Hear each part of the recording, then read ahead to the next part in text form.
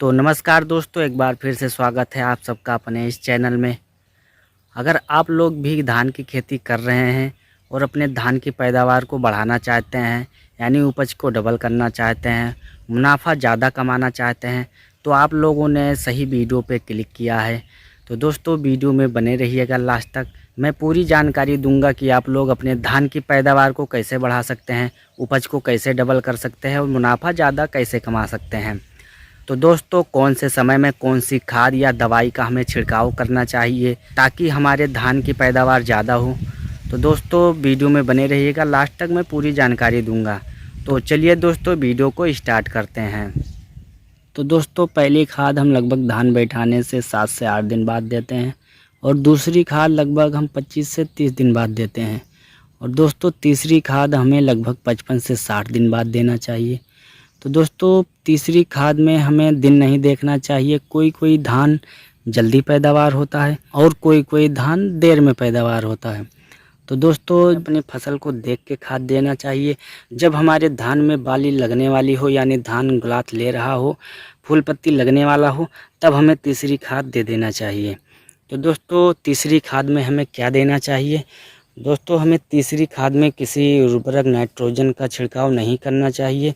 दोस्तों, हमें तीसरी खाद में NPK 05234 और बोरोन का घोल बनाकर अच्छे से स्प्रे करना चाहिए। तो दोस्तों, अब बात करते हैं NPK 05234 का और बोरोन का क्या महत्व है। तो दोस्तों, NPK 05234 में नाइट्रोजन की मात्रा होती है 0% और फास्फोरस की मात्रा होती है 52% और पोटास की मात्रा होती है 34%। तो दोस्तों, अब बात करते हैं कि नाइट्रोजन की मात्रा 0% क्यों होती है। तो दोस्तों, तीसरी खाद में हमें नाइट्रोजन नहीं देना चाहिए। अगर हम तीसरी खाद में नाइट्रोजन दे देंगे तो हमारा धान और बाढ़ लेने लगेगा, यानी कि उसका ध्यान बाली बनाने से हट जाएगा और वो बाढ़ लेने लगेगा, जिससे क्या होगा कि बाली देर में बनेंगी और उससे पैदावार में कमी आ जाएगी और फिर कीटनाशक फंगस भी लगने लगेंगे। और जब धान हमारा और बाढ़ ले लेगा तो अगर थोड़ा सा भी हवा चलेगा तो धान हमारा गिरने का चांस ज़्यादा हो जाएगा, जिससे हमें बहुत ज़्यादा नुकसान हो जाएगा। तो दोस्तों, इसीलिए हमें तीसरी खाद में नाइट्रोजन नहीं देना चाहिए और इसीलिए NPK 05234 में नाइट्रोजन की मात्रा 0% होती है। तो दोस्तों, अब बात करते हैं फास्फोरस की, जो 52% होती है। तो दोस्तों, फास्फोरस का काम होता है कि पौधों द्वारा बनाए गए भोजन को अपने बालियों तक पहुंचाना और बालियों में ऊर्जा का संचार बढ़ाना। तो दोस्तों, जब बाली निकलने वाली होती है तो यही सबसे अहम समय होता है और पौधों द्वारा बनाए गए भोजन को बालियों तक पहुंचाना, जिससे हमारे धान में बाली जल्दी निकले और ज़्यादा लंबी निकले।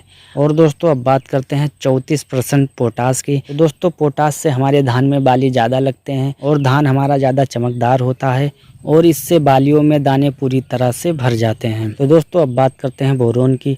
तो दोस्तों, हमारे धान में बोरोन का महत्व बहुत ही कम होता है, लेकिन इसके बिना हमारा धान अधूरा रहता है। दोस्तों, 20% वाला बोरोन हमारे धान के जड़ों को मजबूत बनाता है और तनों में वृद्धि करता है, तनों और धान को हमारे गिरने से बचाता है। तो आइए दोस्तों, अब हम बात करते हैं कि हमें कितनी मात्रा में इन दोनों का घोल बनाकर छिड़काव करना चाहिए। दोस्तों, NPK 05234 1 से 1.5 किलो प्रति एकड़ के हिसाब से और बोरोन 100 से 150 ग्राम प्रति एकड़ के हिसाब से हमें इन दोनों का अच्छे से घोल बना के इसका स्प्रे करना चाहिए। तो दोस्तों, आइए अब बात करते हैं कि हमें स्प्रे कैसे करना चाहिए, कब करना चाहिए और कब नहीं करना चाहिए। तो दोस्तों, लगभग 8 से 9 टंकी प्रति एकड़ के हिसाब से खेत में लगेगा, जो 15 लीटर वाली टंकी आती है। तो दोस्तों, सबसे पहले हमें एक मग लेना है या फिर 1 लीटर लेना है। तो दोस्तों, अगर हमारे पास लीटर नहीं है तो एक मग, जग, लोटा, बर्तन कुछ भी ले सकते हैं, गिलास। तो दोस्तों, क्या करेंगे कि लगभग 8 टंकी प्रति एकड़ अगर लगेगा, 8 से 9 टंकी, तो हम क्या करेंगे, अपने एक बाल्टी में 8 मग पानी डाल देंगे और फिर इन दोनों को अच्छे से उसी में घोल बना लेंगे। और घोल बनाने के बाद में जो 15 लीटर की टंकी आती है, उस टंकी में पानी भरेंगे फुल और उसके बाद में एक मग ये दवाई निकाल के डाल देंगे। फिर उसके बाद में अपने खेत में छिड़काव करेंगे। फिर जब टंकी खाली हो जाएगी, फिर दूसरी टंकी में हम पूरा पानी फुल कर लेंगे और उसके बाद में एक मग निकाल के हम अपनी टंकी में डाल लेंगे दवाई। तो फिर उसके बाद में छिड़काव करेंगे। और दोस्तों, हमें पानी साफ़ सुथरा लेना है किसी खेत से, किसी नहर वगैरह से नहीं लेना है, जहाँ पे कोई खाद उर्वरक ना छिड़की हो, जिससे हमारी फसल का नुकसान ना हो। तो आइए दोस्तों अब बात करते हैं कि हमें कौन सी समय में इनका छिड़काव करना चाहिए। तो दोस्तों जब भी मौसम ख़राब हो यानी पानी बरसने वाला हो, तब हमें इस दवाई का छिड़काव नहीं करना है और ना तो ज़्यादा धूप में छिड़काव करना है। हमें सुबह में या फिर शाम में ही इस दवाई का छिड़काव करना है।